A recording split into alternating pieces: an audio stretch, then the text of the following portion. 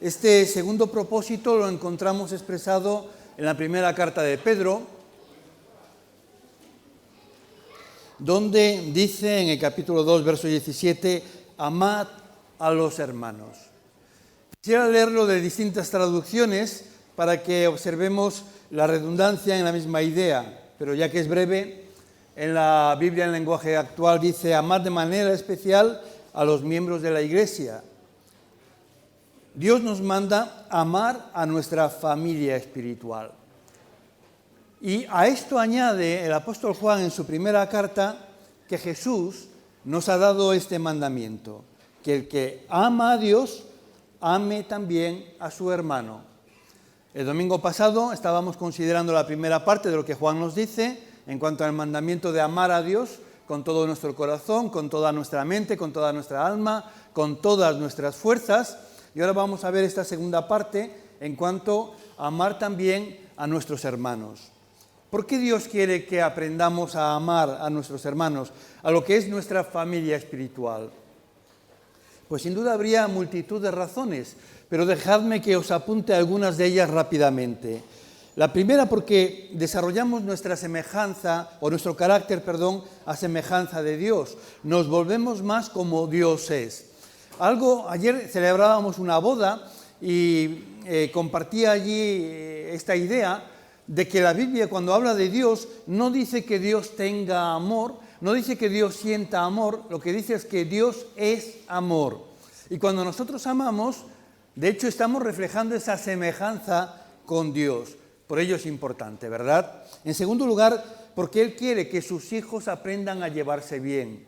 Y todos aquellos que sois padres, no de un hijo único, sino que tenéis varios hijos, sabéis la importancia que tiene que los hijos se lleven bien, ¿verdad? Cómo sufrimos cuando tienen desavenencias, cuando están enfadados entre ellos, cuando hay algún problema que les divide, y cómo esto también toca nuestro corazón de una forma negativa, cómo nos complace y nos deleitamos en ver que nuestros hijos entre sí se llevan bien y se aman, ¿verdad que sí? Pues de igual manera, Dios se complace cuando nosotros nos llevamos bien y nos amamos, y de igual manera, cuando hay algo que nos divide, algo acumulado de resentimiento, algún problema entre nosotros, esto es algo que disgusta, estoy convencido, profundamente a Dios.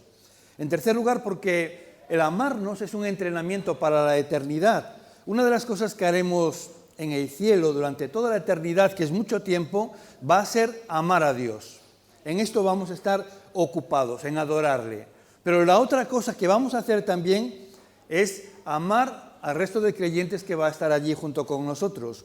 Por eso necesitamos empezar a practicar, para allí poder hacerlo bien, porque allí ya no hay posibilidad de equívoco, de error. Y en cuarto lugar, porque es imposible cumplir el resto de los propósitos que Dios tiene para tu vida si no tienes comunión.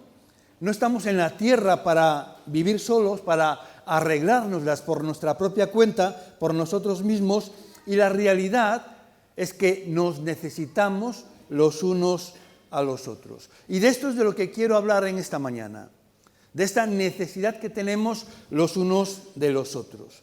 La Biblia, decíamos que la palabra que utiliza para hablar acerca del amor hacia Dios es adoración, pero la palabra que utiliza para describir el amor mutuo de los unos con los otros es comunión.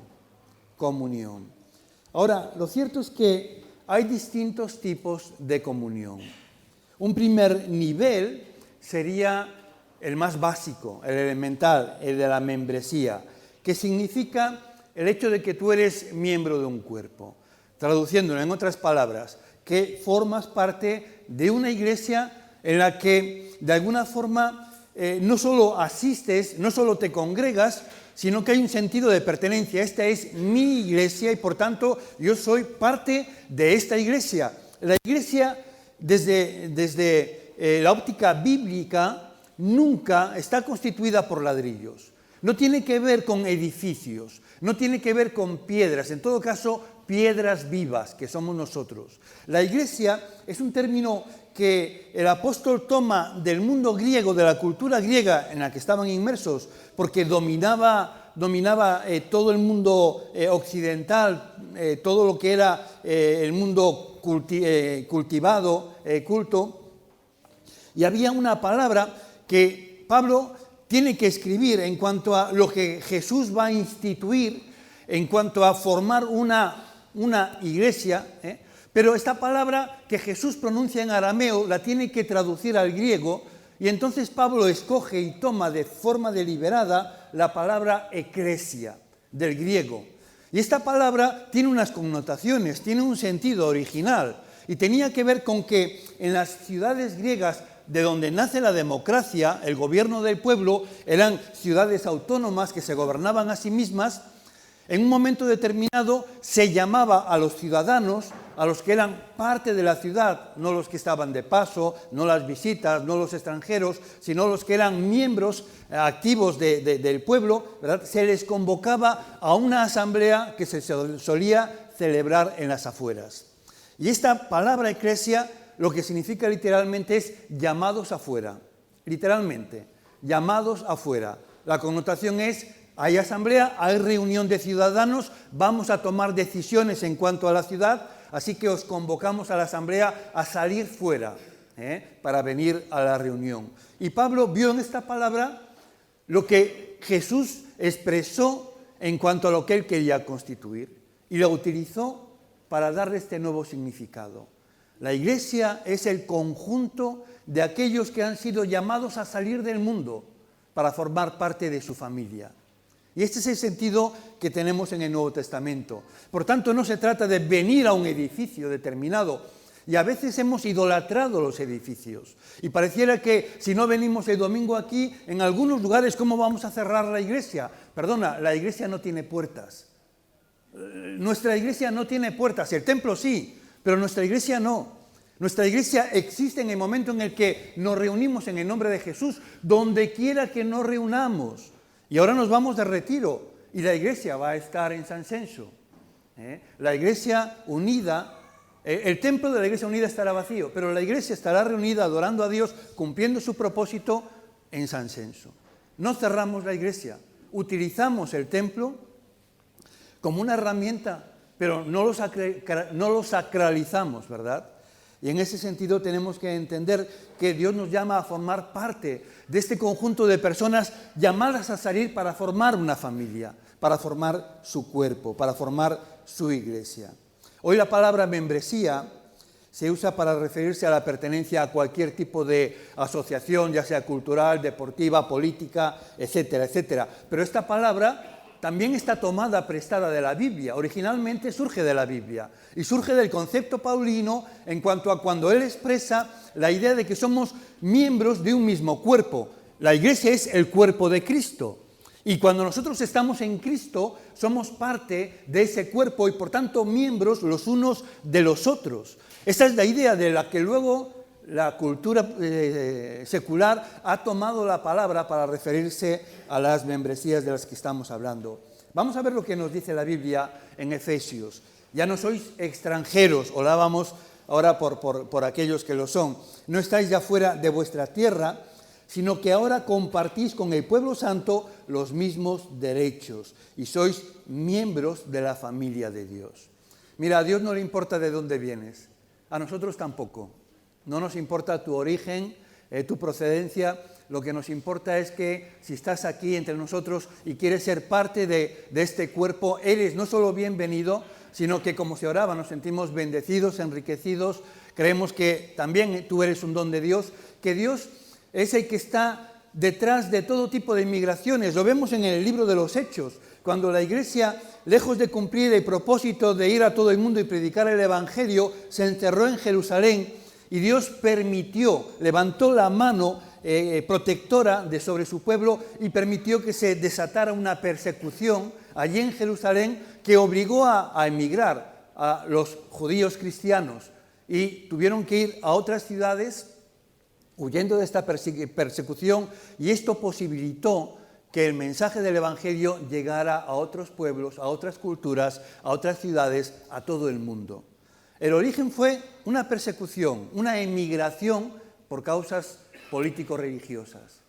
Y a lo mejor algunos de vosotros pensáis que habéis venido aquí por cuestiones económicas, buscando un futuro mejor para vuestra familia o una salida económica o cualquier otra situación. Y eso desde vuestra perspectiva seguramente ha sido así, pero por sobre la historia está el Señor. Y posiblemente Dios ha permitido que hubiera una gran crisis económica para que un ejército de creyentes viniera a este continente postcristiano. ¿Sabéis que en China se considera China, por ejemplo, un país necesitado, campo de misión, necesitado de misioneros, igual que África, ¿verdad? Cuando pensamos en misiones, ¿en qué pensamos? África, China, etcétera, etcétera. Pues sabéis que hay muchísimos más cristianos evangélicos en China y en África, ya no os digo. África hoy está siendo la primera potencia a nivel de envío de misioneros, de cristianos, de iglesias. Hay un verdadero avivamiento. Cuando nosotros estuvimos en Guinea, nos sorprendía ver la cantidad de iglesias de todo tipo de denominaciones, pero evangélicas, que había. Y muchas no las podías ver porque se encontraban en patios traseros, escondidas, pero ibas por la calle y prácticamente en cada calle era fácil encontrar 3, 4 iglesias, constantemente, en todas partes. Y el número de creyentes era muy importante allí. Y de hecho nos decíamos, ¿cómo estamos aquí trabajando cuando donde de verdad hay necesidad es en España, en Vigo, ¿no? Y es verdad, tenemos la idea de que China necesita misioneros, de que África necesita misioneros. En China hay más de un 6% de creyentes evangélicos. Esto en China es una cantidad muy importante porque son muchos millones, ¿verdad? 1000 y pico millones de habitantes, así que echad cuentas de lo que supone un 10%, pero son millones de creyentes. En España el dato no lo tengo actualizado, pero claro, también a la hora de contar lo tenemos difícil, porque nosotros, a diferencia de la Iglesia Católica, solo consideramos miembros de la Iglesia a aquellos que voluntariamente quieren serlo y se han bautizado, es decir, ya son adultos. Los niños no están contabilizados como miembros, los simpatizantes tampoco, los congregantes tampoco, sino aquellos que voluntariamente han adquirido un compromiso de pertenencia. Y entonces esto hace que a la hora de contar la membresía haya una disparidad con la congregación. No obstante, no llegamos al 1%. Estamos en el 0, posiblemente por debajo del 0,5, de todas las denominaciones. Y posiblemente este 0,5, la mitad de ellos son de Filadelfia. ¿Sí? O sea que el resto de todas las denominaciones, de todas las iglesias, en España somos un 0,25. Es decir, esto en contabilidad se habla de una cifra despreciable, creo que es el término que se utiliza. Es decir, cuando hay esa variación, no vale la pena invertir tiempo en buscar la diferencia, el error, ¿verdad? Puedes despreciar el margen. En ese sentido, Europa es una cultura postcristiana. Europa, que en su momento fue la cuna de las misiones, de aquí salieron misioneros a todas partes del mundo, hoy en día es donde se concentra el mayor porcentaje de no creyentes, de ateos, ¿verdad? Es curioso porque a veces tenemos esta impresión de que el mundo ha dejado de creer en Dios. Y si viéramos cifras, nos daríamos cuenta de que es justamente lo contrario, que está habiendo un avivamiento a nivel mundial. Asia está, el impacto del Evangelio está alcanzando cada día a miles de personas, cada día se están abriendo miles de iglesias nuevas. En África, ya os digo, posiblemente África es el lugar del mundo donde más rápidamente está creciendo la iglesia.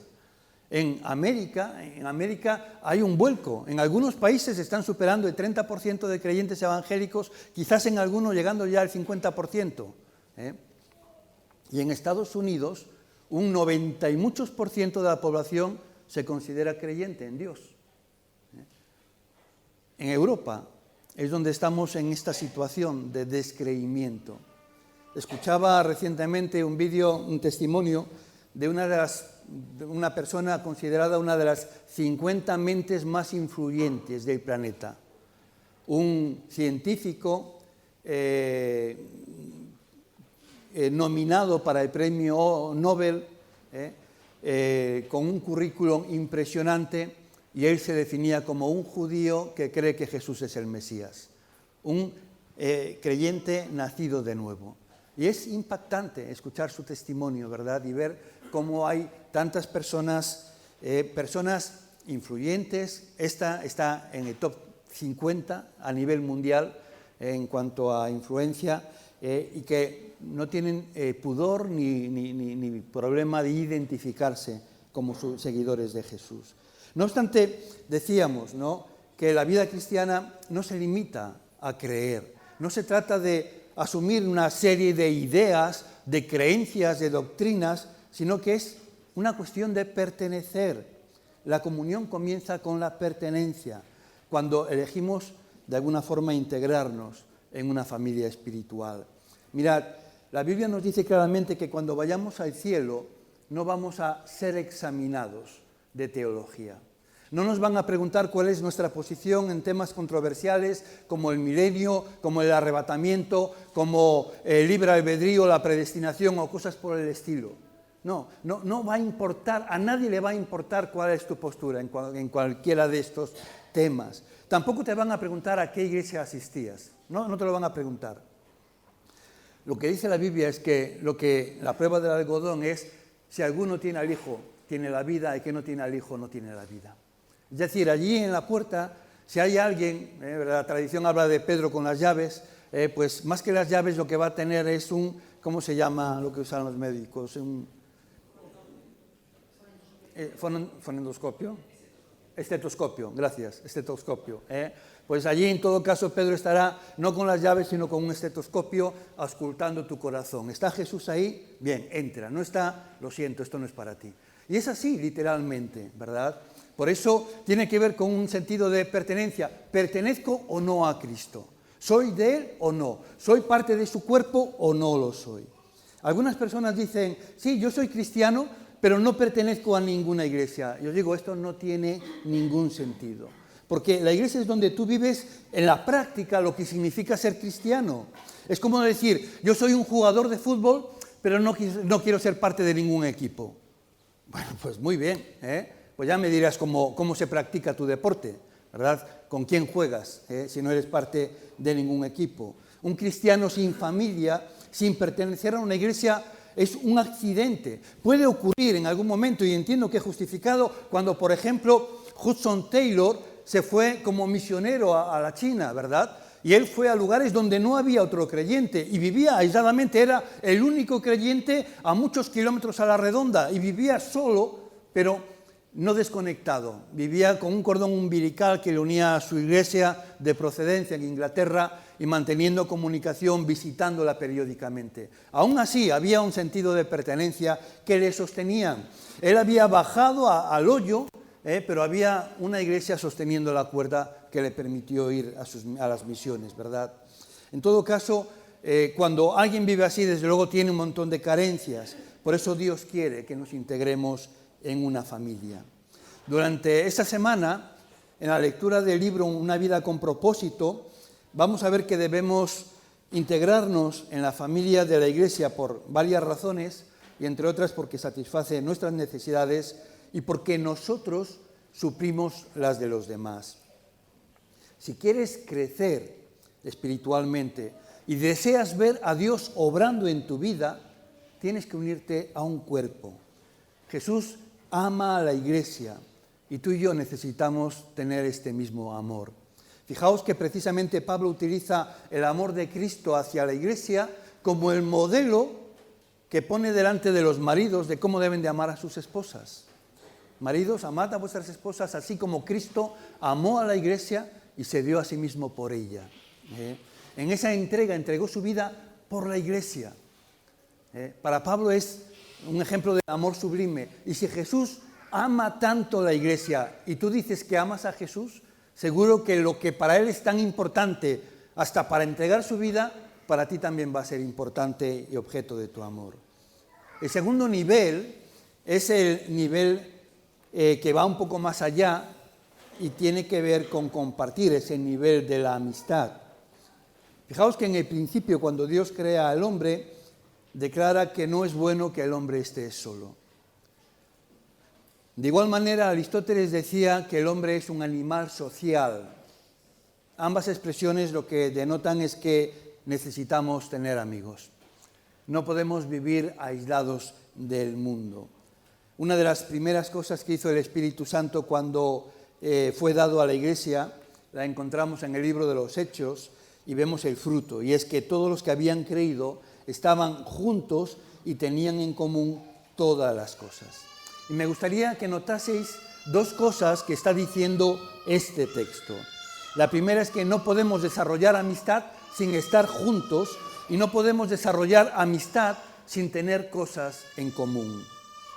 Hay personas que tienen muchos amigos o que tienen grandes amigos, amigos íntimos desde hace muchos años, y cuando uno los ve dice, ¡jo, qué suerte! ¿Cómo me gustaría a mí también tener algún amigo como el que tiene esta persona? Pero no te engañes, no te equivoques, no es cuestión de suerte. No es que el azar las unió y que sin haber hecho nada, de repente esa amistad floreció y se ha mantenido en el tiempo. No es una cuestión de azar ni de suerte, sino que es una elección. Uno elige cultivar una amistad y para ello lo que hace es dedicarle tiempo. ¿Sabéis por qué? Porque en nuestra sociedad está enfermando tanto, porque hay tantas enfermedades mentales. Muchas veces porque no tenemos amigos. Ahora tenemos psicólogos en lugar de tener amigos. El papel de psicólogo antes lo hacía el amigo, el que te escuchaba, te apoyaba, estaba a tu lado, ¿verdad? Te daba impulso en los momentos de bajón, etcétera, etcétera. Pero la verdad es que hay una demanda creciente, cada vez más gente siente que no tiene amigos, que está solo, y fácilmente se deprimen. ¿Pero por qué? Porque no se dedica tiempo a las amistades. Para tener amigos hay que reunirse, estar juntos, y hasta que no se haga de esto una prioridad, no vais a cultivar una amistad en serio. No es cuestión de suerte, es una decisión. Tampoco se puede cultivar una amistad sin compartir. Primeramente, nuestras experiencias. ¿Conocéis la expresión de que no se aprende o de aprender en cabeza ajena? Yo no sé si la expresión es aprender en cabeza ajena o no aprender en cabeza ajena, porque muchas veces nos negamos a ello. Pero la idea es evitar cometer los mismos errores que otros cometieron. ¿Por qué no te ahorras el dolor del fracaso, de la quiebra, viendo o aprendiendo de lo que otro ha vivido? Pero sabéis, somos tan orgullosos que pensamos, no, pero a mí esto no me va a pasar. Mirad,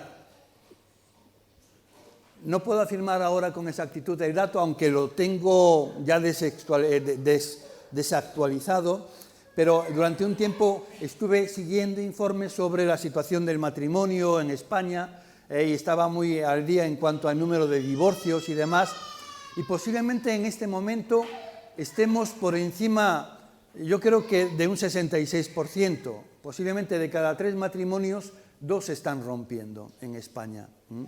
Y aún así, no me he encontrado a la primera pareja que cuando le anticipas que va a haber problemas y le dices, pero mira, que hay muchos fracasos matrimoniales, ¿no? Y muchos matrimonios que se casaron muy enamorados, al cabo de un año ya tienen problemas serios. No me he encontrado aún la primera que me dijo, pues hay que prepararse para esto.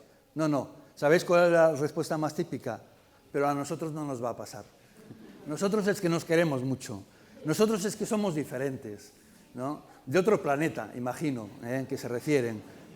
Pero es la verdad, nos negamos a aprender en cabeza ajena.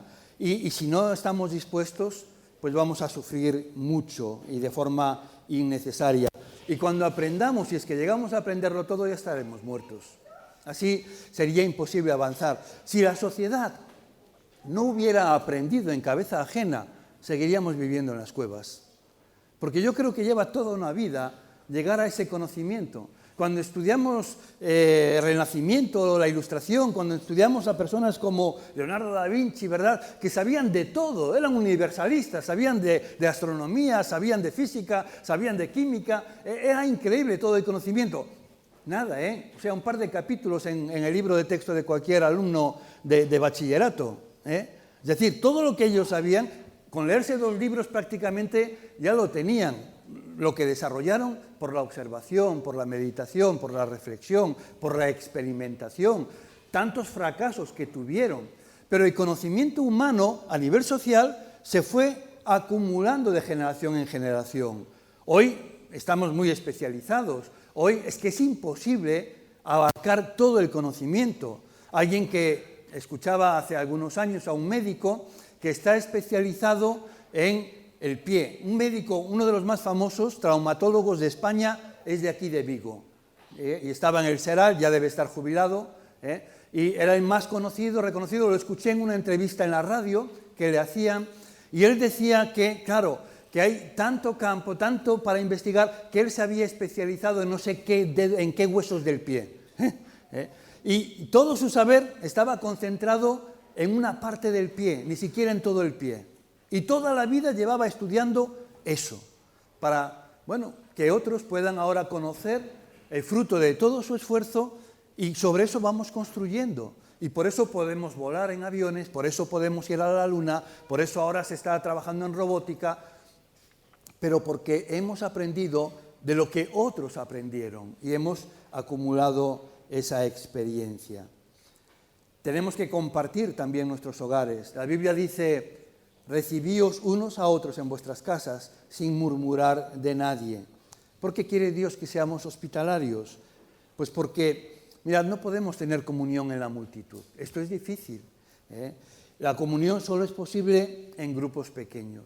Hay estudios que hablan acerca de cuál es el número óptimo o límite de personas para que pueda haber comunión, y hay quien lo marca en 12, 14 personas, porque a partir de ahí ya hay personas que son tímidas y pasan desapercibidas, no van a participar, y hay lugar al anonimato, a que tú estés allí callado, no aportes nada, no seas conocido, y por tanto aconsejan a que los grupos de conexión, los grupos pequeños, nunca superen la cifra de 12, 14 personas. Y tiene sentido y tiene lógica. Igualmente, nosotros, evidentemente, si queremos ser conocidos, llegar a un nivel de amistad, esto no lo vamos a alcanzar congregándonos en una iglesia. En esta aún no somos tan grandes, ¿verdad? Pero hay iglesias de miles de personas que tienen diversos cultos. Como os decía, estuvimos en Hillsong este verano, tenían 5 cultos dominicales, y estoy convencido de que, evidentemente, el auditorio tenía capacidad para 3.500 personas. Hay personas que van al mismo culto y no se conocen, ¿verdad? Ni saben que se congregan en la misma iglesia. Pero es que habrá gente que va a cultos distintos que nunca en su vida se han visto en la iglesia a la que asisten. Y en ese sentido es imposible desarrollar un nivel de amistad en la congregación. Lo que tenemos que buscar es un grupo al que también integrarnos y ahí desarrollar estas relaciones. Leemos en Hechos que ese día, se refiere a Pentecostés, unas 3.000 personas creyeron en el mensaje de Pedro. Tan pronto como los apóstoles los bautizaron, todas esas personas se unieron al grupo de los seguidores de Jesús y decidieron vivir como una gran familia. Fijaos, la iglesia comienza, el Espíritu Santo desciende, muchos comentaristas opinan que este es el día del nacimiento de la iglesia, y por tanto lo que ocurre es una predicación que tiene como fruto 3.000 conversiones. Y esas 3.000 personas deciden vivir como una gran familia. Pero si os dais cuenta, y esto no sé si es algo que sabéis, durante los primeros 300 años de la historia de la iglesia cristiana no existían los templos. Entonces, ¿cómo vivían como una gran familia? ¿Dónde se reunían? ¿Dónde se encontraban? Pues el Nuevo Testamento lo revela fácilmente, ¿verdad? Porque las cartas, muchas de ellas están dirigidas a la iglesia que se reunía en la casa de. Es decir, que no era 3.000 personas en una casa, sino que estas 3.000 personas, 5.000 más adelante que se van a añadir, se van a reunir y a sentir que son parte de una gran familia, pero viviendo la experiencia repartidos entre las casas, ¿verdad? Viviendo esa hermandad. Y me gustaría aprovechar este momento para expresar también gratitud a los hospedadores de nuestros grupos de conexión, aquellos que están abriendo sus casas, ¿verdad?, con todo lo que ello implica muchas veces, pero que es un servicio que la Iglesia valora, agradece, y estamos convencidos de que también Dios va a recompensar. Pero no basta con compartir nuestras experiencias en nuestros hogares, también debemos compartir nuestros problemas. No estamos aquí para enfrentarlos solos. Y conocéis todos el dicho que dice que cuando compartes una alegría se multiplica, pero cuando compartes un problema la carga se divide, ¿verdad? Y esto es así, nos dice la Biblia, alegraos con los que están alegres y llorad con los que lloran. Dios no pide ni espera que tú le arregles la vida a todo el mundo, porque además no podrías. Lo que dice es que debemos de compartir las cargas los unos de los otros, también los momentos de alegría. Y eso implica a veces el estar escuchando de una forma activa. No se trata de, es que no sé qué decir, pues cállate. Si no sabes qué decir, cállate. ¿Para qué vas a decir nada y estropear ese momento? Si no se trata de que des consejos ni expreses tu sabiduría. Sobre todo yo recomendaría los consejos si os los piden. Si no os piden, reprimirlos. Uno está tentado siempre a decir tu opinión. Mira, si no te están pidiendo consejo, mejor no lo des, porque seguro que no va a ser bien recibido. Lo que puedes hacer es mostrar interés, comunicar tu comprensión, ponerte del lado del otro, expresarle tu afecto. Y esto sí es importante. A veces lo que hacemos es colocarnos enfrente del otro junto con todos los demás que lo culpan. Cualquier cosa, ¿no? Llega tu marido, tu esposa, tu compañero, te dice, me han puesto una multa injusta porque aparqué solo un minuto. Claro, es que estabas en donde no debías, y entonces se siente hecho polvo porque van justos económicamente y este mes además que vienen tantos gastos y me han puesto una multa. ¿Y cómo reaccionan las parejas? Hombre, pues ya solo faltaba, es que de verdad te has lucido, lo último que nos convenía y vas tú a meter la pata, y si el hombre estaba hundido ya, o la mujer, terminas de enterrarlo, ¿verdad? Es decir, le das el golpe de gracia, húndete ya, muérete, miserable. Es que actuamos así, aunque no tenga quizás sentido para vosotros, aunque os parezca contradictorio y va contra nuestra carne, que nos apetece ahí saltarle a la yugular y decirle, esta me la vas a pagar, O sea, lo tenemos que pagar y saldrá de dinero de los dos, pero yo te la descontaré. Lo que debemos de hacer es apoyarlo, porque también hay razones. Él ya se siente suficientemente culpable y miserable, no hay que hundirlo más, sino decirle, oye, saldremos adelante, no te preocupes, de alguna parte vendrá el dinero. Ahorraremos, nos privamos del café o lo que sea durante un mes y esto, de aquí vamos a salir. Y quitarle hierro al asunto, en lugar de oponernos. Ponte de su lado, exprésale afecto. Pero no vas a poder avanzar a este nivel de comunicación si no te entregas, no te integras en un grupo pequeño. Por eso la Biblia nos dice que no dejemos de congregarnos como algunos acostumbran a hacer, sino animémonos unos a otros. El propósito primario de los grupos de conexión es animarnos unos a otros. Y la Biblia nos dice que no dejemos de reunirnos. No hagas que el hecho de faltar a las reuniones se vuelva una costumbre en tu vida. El tercer nivel es el de la asociación. Y este va un paso más allá. La asociación es darse cuenta de que no solo soy miembro, es decir, tengo pertenezco a un lugar, sino también que tengo que colaborar y contribuir, que la familia de Dios te necesita. Dios no te trajo a esta iglesia para que permanezcas sentado disfrutando de un espectáculo, te trajo para servir. Quiere que como miembro del cuerpo aportes tu vida a la vida del cuerpo y tus capacidades. Mirad lo que dice la Biblia. Por Cristo el cuerpo entero se ajusta y se liga bien mediante la unión de todas sus partes. Y cuando cada parte funciona bien, todo el cuerpo va creciendo y edificándose en amor. Ahora, ¿sabes qué quiere decir cada parte? Cada parte eres tú y soy yo. Vamos a volver a leer este texto, pero vamos a poner nuestros nombres. Por Cristo el cuerpo entero se ajusta y se liga bien mediante la unión de Enma, de Sole, de Francisco, de Xiomara, de cada uno de vosotros y yo. Y cuando cada uno de nosotros, Diego, Jaime, Patricia, etcétera, etcétera, funciona bien, todo el cuerpo va creciendo y edificándose en amor. Cuando funcionamos bien dentro del cuerpo, la consecuencia es que el cuerpo crece, se edifica, pero también cada miembro crece y se edifica.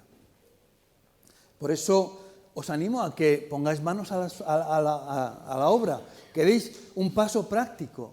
Mira a tu alrededor e intenta averiguar, pregunta acerca de qué necesidades concretas puede haber que puedas satisfacer. Mirad, yo estoy convencido, es mi experiencia y mi convicción, de que cuando Dios te permite ver una necesidad, eso es una invitación de Dios a que hagas algo respecto a ello.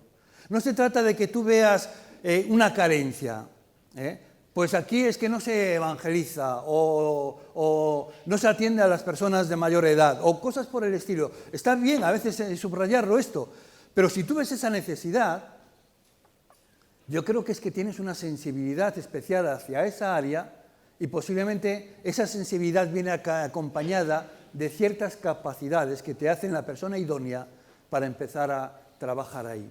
Por tanto, no se trata de, es que no se está haciendo esto, que alguien lo haga, sino, no se está haciendo eso, pues yo lo voy a hacer. Porque yo soy iglesia, así que cuando yo lo hago, la iglesia lo está haciendo a través de mí. Y llegamos así al nivel culminante de la comunión en la familia de Dios, lo que podemos llamar el nivel del parentesco. Cuando vamos al hospital, especialmente estamos en urgencias o en la UCI, solemos escuchar cómo el médico sale a llamar por los parientes, ¿verdad? Si hay algún pariente o una persona cercana al paciente. Y esto que denota la persona más cercana es la actitud que deberíamos de tener según la Biblia. Amar a los creyentes como si fueran nuestros parientes más cercanos. Dice la Biblia: amaos como hermanos los unos a los otros, dándoos mutuamente preferencia y respeto. Decíamos que la palabra comunión viene del griego, ¿verdad? Y en el griego es koinonia, que implica estar comprometidos unos con otros, como lo estamos con Cristo. Eso es el parentesco, es alcanzar ese nivel donde estemos dispuestos a sacrificarnos por el otro. Muchos conocéis Juan 3:16, ¿verdad? Si os dijera que lo recitarais, muchos sabríais decirlo de memoria. Pero dudo de que tantos al menos conozcáis Primera de Juan 3:16. No voy a hacer la prueba, pero Primera de Juan 3:16 también habla del amor. Y nos dice: conocemos qué es el amor porque Jesucristo dio su vida por nosotros. Así también nosotros debemos dar la vida por nuestros hermanos. Es decir, nos está diciendo, este es el amor que Jesús tuvo por ti y por tanto este es el amor que tú tienes que tener por tus hermanos. Y aquí en el primer mundo la verdad es que sabemos muy poco de este tipo de comunión. En otros lugares los creyentes lo entienden literalmente, lo toman de forma literal, porque también literalmente están entregando sus vidas. Yo no sé si sabéis que cada año en el mundo están muriendo 10 millones de creyentes por causa de su fe. ¿Y cómo podemos crecer hasta este nivel? Pues quizás cuando entrego mi tiempo a los hermanos, o cuando alguien atraviesa una crisis y todos los demás se retiran, pues estar presente, acompañando en esos momentos difíciles. Esto es la vida, decíamos, ¿recordáis? Amar a Dios y aprender a amarnos unos a otros. Si no entendemos esto, no habremos entendido el propósito de Dios para nuestras vidas. Y será una pena porque la vida no es cuanto consigamos, no consiste en los bienes que poseamos, sino en las relaciones. Mira, yo he tenido la experiencia como pastor de acompañar a algunas personas en los momentos finales de su vida. He estado, incluso he cerrado los ojos de alguna persona después de haber fallecido. Y a veces ha sido un proceso largo en el tiempo y he estado horas acompañándolos allí, sentado al lado de su cama, hablando de muchos temas. Y no recuerdo a una sola persona que en esos momentos me dijera, oye, acércame mis títulos que quiero tenerlos cerca. O que me dijera, mira, acércame el reloj de oro que me regalaron cuando me jubilé en la empresa. O cosas por el estilo. ¿Sabéis en qué piensa la gente en esos momentos? O lo que quiere. Tener a la gente a la que ama y que le aman cerca. Que su familia esté a su lado. Eso es lo importante porque la vida consiste sobre todo en relaciones. Y un día descubriréis que lo más importante en la vida es conocer y amar a Dios y tener familia y amigos cercanos. Y espero que no descubramos esto en los últimos momentos de nuestra vida, sino que podamos descubrirlo ya cuanto antes y que comencemos a tener comunión con Dios y, como Dios quiere, también con nuestros hermanos, porque al final la vida se define en el amor. Amar a Dios, eso se llama adoración. Amarnos los unos a los otros se llama comunión. Y en Juan Jesús nos dice: en esto conocerán todos que sois mis discípulos, si tuvierais amor los unos con los otros. No mucho tiempo después de estas palabras, resulta que el Imperio Romano empezó a perseguir a la Iglesia y empezó a hacer cosas atroces, a enviar cristianos, por el hecho de ser cristianos sin ningún otro delito, al circo, donde eran devorados por fieras. O Nerón, se cuenta, ¿verdad?, que empalaba a los cristianos, los untaba con brea y les prendía fuego por la noche para alumbrar sus jardines. O los sometían a cualquier otro tipo de torturas, a cada cual peor. Y en esos momentos, en ese contexto de persecución, de sufrimiento extremo por parte de los creyentes, un historiador secular de los más famosos, que no era cristiano, dijo de los cristianos: mirad cómo se aman. Mirad, lo que le admiraba de estos delincuentes perseguidos, atormentados, era el amor que se tenían aún en medio de esas extremas circunstancias. Yo desde luego aspiraría a que nuestra Iglesia, es mi deseo, pudiera llegar a ser conocida no por su edificio, no por su número, no por cuestiones de este tipo, sino por el amor que nos tenemos, ¿verdad? No por la música, no por los mensajes, sino que realmente nuestro distintivo fuera el amor. Y quiero terminar leyendo 3 versículos. No los voy a comentar, se comentan por sí mismos. Únicamente os los dejo para vuestra reflexión. En ellos, estos versos nos permiten saber si somos salvos y somos realmente parte de la familia de Dios. El primero está en 1 de Juan 3:10 y dice: se sabe quiénes son los hijos de Dios y quiénes son los hijos del diablo, porque quien no hace el bien o no ama a su hermano no es de Dios. Y un poco más adelante, 4 versículos más adelante, Juan dice: nosotros hemos pasado de la muerte a la vida y lo sabemos porque amamos a nuestros hermanos. El que no ama aún está muerto. Y por último, y un poco más adelante, Juan dice que el que dice yo amo a Dios, pero al mismo tiempo odia a su hermano, es un mentiroso. Pues quien no ama a su hermano al que ve, tampoco puede amar a Dios al que no ve. Jesucristo nos ha dado este mandamiento, que el que ama a Dios, ame también a su hermano. Yo no sé en qué nivel de comunión os encontráis. Quizás en un nivel aún previo de que hemos hablado en cuanto a la membresía, en cuanto a pertenecer, habéis aceptado a Jesús, pero quizás habéis tenido una mala experiencia en alguna congregación y huís de ser parte de algo como el gato del agua fría, ¿verdad? Cuando ha sido escaldado, cuando se quemó con agua. Y en ese sentido, a lo mejor tienes que volver a asumir una postura de riesgo, volver a arriesgarte a ser dañado.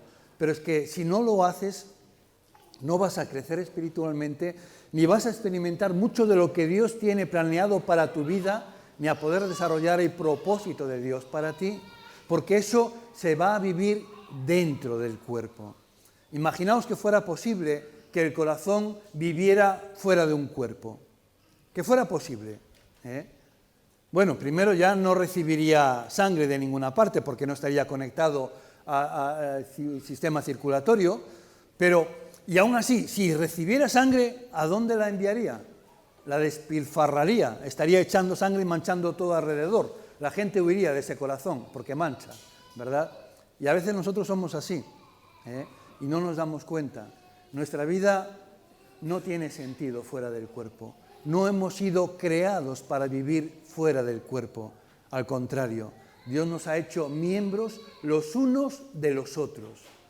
Nos necesitamos los unos a los otros porque ninguno tiene todos los dones. Ninguno tiene todos los dones. Y la forma en la que Dios va a administrar tu vida y trabajar en tu vida es a través del don que le ha dado a tu hermano. Y a través de la comunión con Él, Dios te bendecirá y te ayudará a crecer, al tiempo que te usará a ti para bendecir y hacer crecer a otras personas. Si estás sin este nivel de compromiso, yo te animo a que des un paso adelante. No aquí, no físicamente. Me refiero a que sigas avanzando en tu caminar cristiano. Decíamos que ser cristiano no es una cuestión de intelectual, de tener creencias, sino, al contrario, de pertenencia, de ser Y a partir de ahí, si somos de Jesús, hay dos palabras que nunca podemos pronunciar: no Señor. Porque si es Señor, lo único que podemos decir es sí, Él es el que manda. No implica que no es Señor tampoco. Y en este sentido Él nos está hablando con claridad en cuanto a qué es lo que pide de nosotros. Y nos está llevando a un nivel mayor de compromiso del que estamos. No de que lleguemos ahora a este nivel de parentesco sacrificial, pero sí a lo mejor a dar un paso más de la situación en la que nos encontramos, de seguir las pisadas de Jesús. Él no nos pide que hagamos algo que Él no ha hecho antes. Él dejó todo, ¿verdad?, aun cuando su posición era privilegiada, y se humilló a sí mismo para poder estar cerca de nosotros y tener comunión con nosotros, y que nosotros pudiéramos tener comunión con Él. Si lo necesitas, yo te animo a que des un paso solicitando tu pertenencia a esta congregación, que quieras ser miembro de esta iglesia.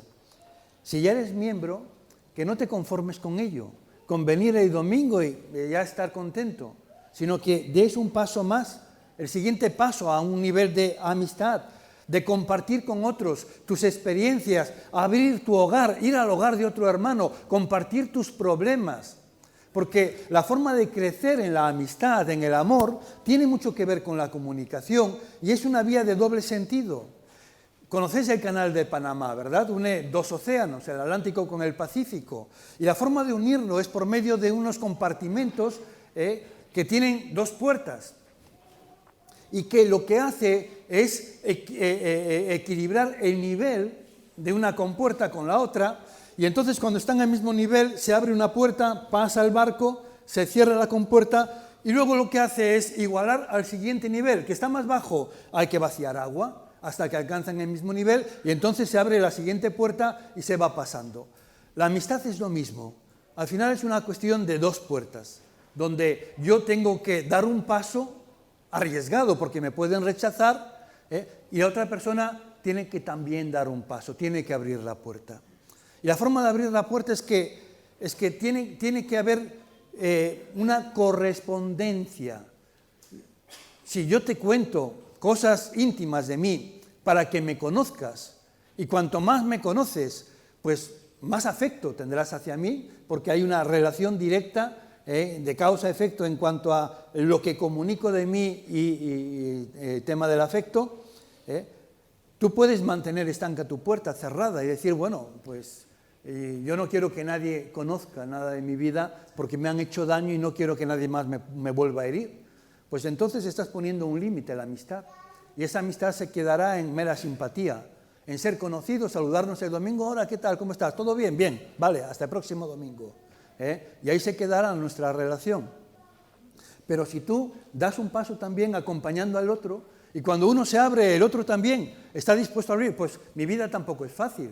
O yo también tengo esas mismas luchas. También a mí me cuesta el ser disciplinado o ordenado o mantener ciertas cuestiones, ¿verdad? Y estoy luchando con mis hijos y, oye, a lo mejor te parece que mi casa es perfecta, pero ¿cómo engañamos? Es que practicamos mucho, ¿no? Y la cuestión es que cuando uno es sincero y empieza a abrirse con todo el riesgo que esto supone, vamos profundizando, vamos cada vez adentrándonos más a lo hondo en cuanto a la amistad. Y el sentimiento que lo acompaña también cada vez será más profundo. Tenemos que dar un paso y compartir. El siguiente paso es el de colaborar. Si tú ya eres miembro de esta iglesia, si incluso tienes tus amistades aquí en la iglesia, tienes que entender que también la iglesia se construye y se edifica con la participación de todos. Todos quizás tengamos la experiencia de haber visto en alguna casa, ¿verdad?, donde a lo mejor los hijos parecen huéspedes de un hotel, donde llegan a la hora de la comida, comen, se van, vuelven a la cena, duermen en la habitación, se van sin arreglar la habitación y luego la madre va haciendo todas las tareas. Y cuando le pides un favor, siempre dice, no tengo tiempo. Luego te dice, llévame a la estación de autobuses, que tengo que no sé qué. O llévame a Puentareas, que he quedado con alguien. Y estás ahí tal. Y yo, oye, ¿me puedes tú hacer no sé qué, bajar la basura? Hoy, siempre estás pidiendo cosas, ¿no? Estoy muy cansado, que baje mi hermano. O cosas por el estilo. Bueno, evidentemente, las cosas de casa también tienen que hacerse y la forma justa es que cada uno haga algo conforme a sus capacidades. Y la forma de hacer crecer la Iglesia y de edificarla es también poner al servicio del cuerpo los dones que he recibido, mis capacidades, mi tiempo. Y hay un nivel más, un cuarto nivel, quizás no sea para todos, pero es llegar a ese punto de sacrificio, de renuncia. Habéis escuchado la historia de aquel niño vietnamita que después de un bombardeo cargaba con su hermano pequeño y un periodista le hizo una foto y le dijo, ¿no te pesa mucho? ¿No es muy pesado para ti? Y el niño le respondió y luego él hizo un artículo escribiendo esta experiencia, le dijo, no es un peso, es mi hermano, no me carga, es mi hermano. Bueno, ese es el nivel que yo creo que se refiere a la Biblia, el hecho de entender que cuando cargamos los problemas de nuestros hermanos no son una carga, es que es mi hermano, ¿qué otra cosa puedo hacer? ¿Verdad? Vamos a orar y os animaría a que cada uno de nosotros pudiera estar hablando con el Señor, pidiendo al Espíritu Santo que pueda iluminarnos, mostrarnos cuál es nuestra posición en este caminar, a qué nivel hemos llegado y cuál es el siguiente paso que deberíamos dar. Y quizás tomar un compromiso de avanzar un solo paso. Vamos a estar en esta actitud de oración.